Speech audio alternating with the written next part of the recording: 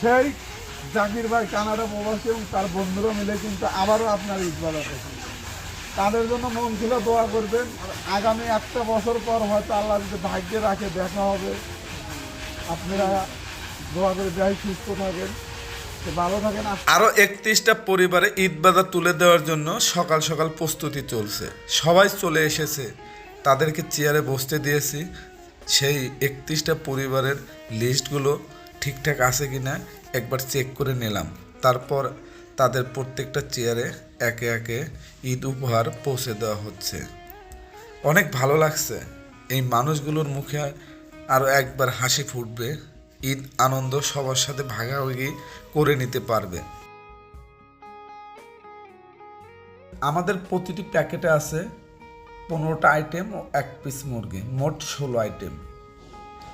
এখানে অন্ধ, বিধবা, প্রতিবন্ধী সহ সব ধরনের পরিবারগুলো আছে। আমরা চেষ্টা করি এই মানুষগুলোর কাছে পৌঁছানো। হয়তো আমরা সবার পাশে দাঁড়াতে পারি না, চেষ্টা করে যাচ্ছি কিছু মানুষের মুখে হাসি ফোটানোর জন্য।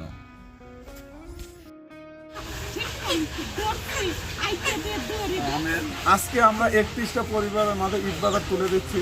কানাডা প্রবাসী জাকির ভাই এবং তার বন্ধুরা মিলে 67,500 টাকা পাঠিয়েছিলেন। সেই টাকা দিয়ে 16 আইটেমের ঈদ উপহার তুলে দিচ্ছি। ওদের প্রতি প্যাকেটে চাল আছে 10 কেজি, পোলার চাল 1 প্যাকেট 1 কেজি, লাচ্চা সেমাই 2 প্যাকেট, সেমাই 2 প্যাকেট, মিষ্টি 1.5 কেজি, সোয়াবিন চাল 1/2 লিটার, গুঁড়ো দুধ, ডাল, পেঁয়াজ 1 কেজি, আলু 2 কেজি, মরিচের গুঁড়া, হলুদ গুঁড়া, সাবান, লবণ 1 কেজি, পাশাপাশি 1 পিস মুরগি। আমাদের প্রতি প্যাকেট ঈদ বাজারের মুরগি সহ খরচ হলো 2157 টাকা। এটা খরচ হয়েছে 66,870 টাকা এবং বাকি 630 টাকা একটা বিধবা মহিলাকে দেওয়া হবে, যার স্বামী গত কিছুদিন আগে মারা গেছে। এই মোট 67,500 টাকা। তারা প্রতি বছরই এই আয়োজনটা করে থাকে।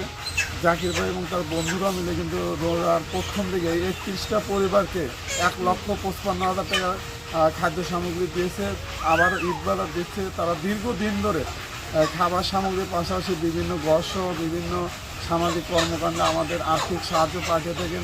আপনারা সবাই দোয়া করবেন কানাডা প্রবাসী জাকির ভাই এবং তার বন্ধুরা যেন ভালো থাকে, সুস্থ থাকে, এই মানুষগুলোর পাশে সবসময় দাঁড়াতে পারে।